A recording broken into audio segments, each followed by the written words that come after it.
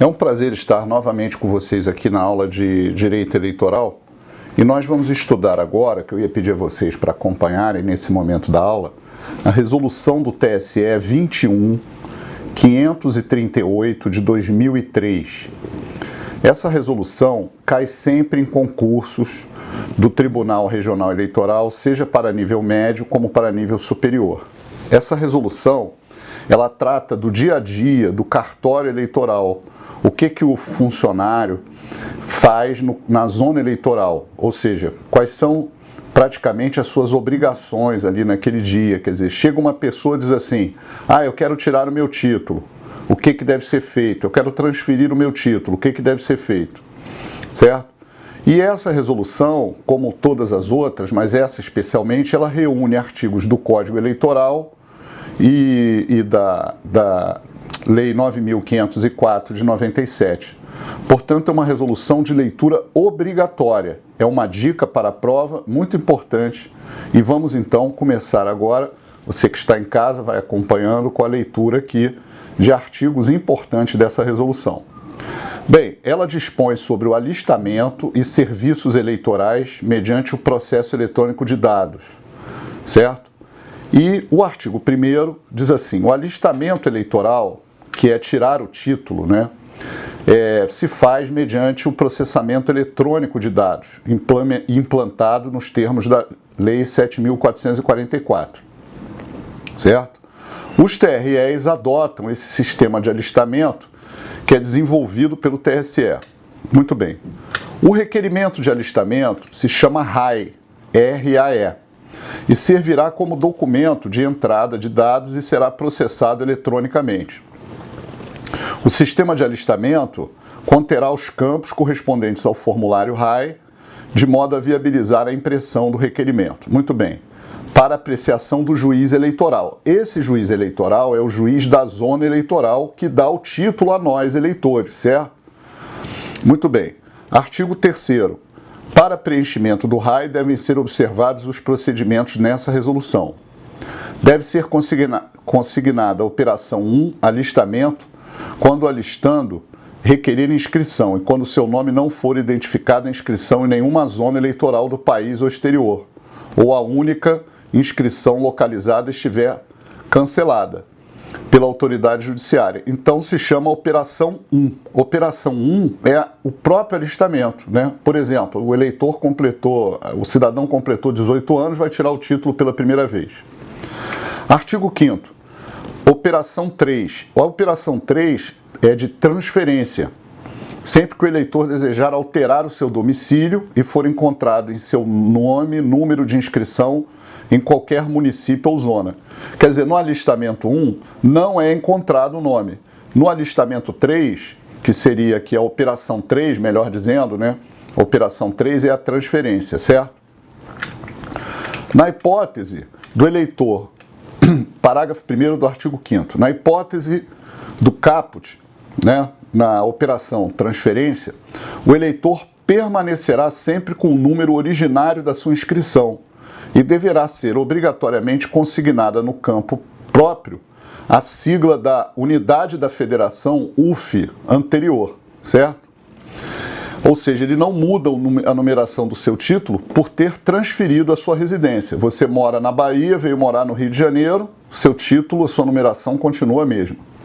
É vedada a transferência de número de inscrição envolvida em coincidência, suspensa, cancelada automaticamente pelo sistema quando envolver situação de perda ou suspensão dos direitos políticos e cancelada por perda ou por decisão da autoridade judiciária. É a fase 450. Ou seja, o que a lei está querendo dizer com isso, gente? É vedado transferir o título se a pessoa está com os direitos políticos suspensos. Por exemplo, está condenada com sentença penal transitada em julgado. Ela está com os direitos políticos suspensos, não pode transferir o título, certo? Essa é a hipótese da Constituição. Perda e suspensão, artigo 15, inciso 1, 2, 3, 4 e 5 da Constituição Federal.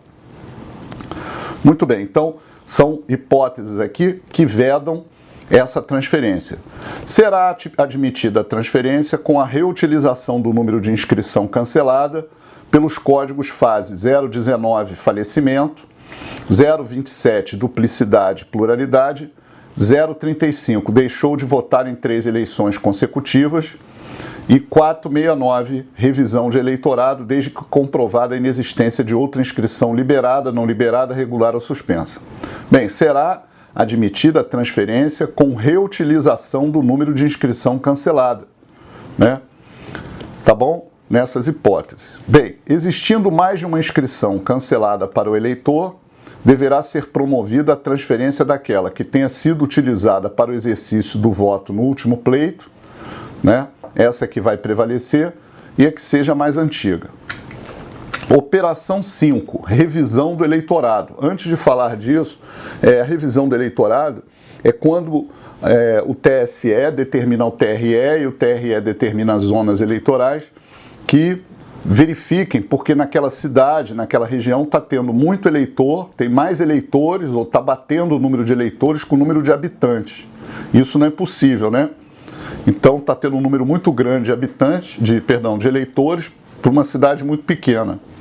Geralmente isso é um indício de fraude, nem sempre é fraude, mas determina a revisão do eleitorado.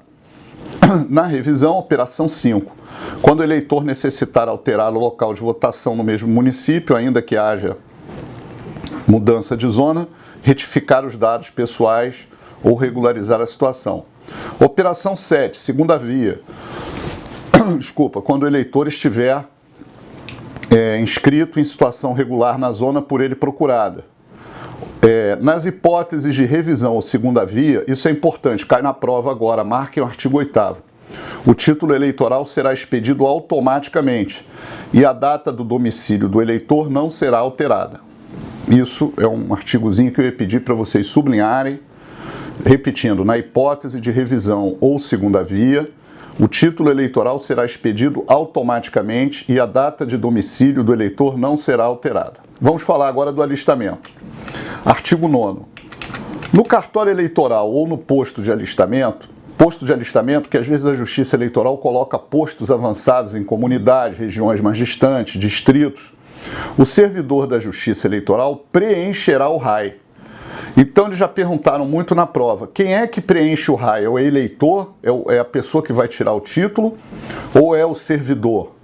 É o servidor que vai digitar no computador os dados que o eleitor estiver fornecendo a ele, que é a pessoa que está tirando o título, né? As informações no sistema de acordo com os dados do documento apresentado pelo eleitor, completados com as suas informações pessoais, de conformidade com as exigências. Por exemplo, eu sou eleitor, estou chegando para tirar o título. O funcionário está sentado no cartório e eu vou passar meus dados para ele. Aonde eu resido, meu número do CPF, meu nome do pai e da mãe, a minha identidade, certo? Mas eu não preencho. O eleitor, ele assina o RAI no final, mas não preenche, tá? O preenchimento é do funcionário. O RAI será preenchido ou digitado e impresso na presença do requerente, certo? Quer dizer, ele vai ficar vendo, o eleitor requerente, né? No momento da formalização do pedido, o requerente manifestará sempre a sua preferência pelo local de votação entre os estabelecidos na zona eleitoral. Olha, eu prefiro essa seção, que é o local de votação, porque eu moro na rua X e essa seção fica na esquina da minha rua, é um colégio municipal. Então eu prefiro essa seção, certo? O eleitor é que vai manifestar a sua preferência. Às vezes também tem um deficiente físico e ele prefere votar num lugar que não tenha que subir com uma escada, algo assim. Para efeitos do parágrafo 2º desse artigo, será colocada à disposição no cartório ou no posto de alistamento a relação de todos os locais de votação com os endereços, certo? Será colocada essa relação eleitoral, eu prefiro esse. Alguns já estão lotados, certo? Não cabe mais eleitores naquela seção porque a urna eletrônica tem um limite de eleitores. São 500 eleitores na capital e 400 eleitores no interior. Pois bem, parágrafo 4º. A assinatura do requerente ou a posição da impressão digital do polegar, no caso dele ser analfabeto, na presença do servidor da Justiça Eleitoral, que deverá atestar de imediato a satisfação dessa exigência. Perfeito? Então vamos continuar os estudos agora num próximo vídeo sucessivamente, ainda falando sobre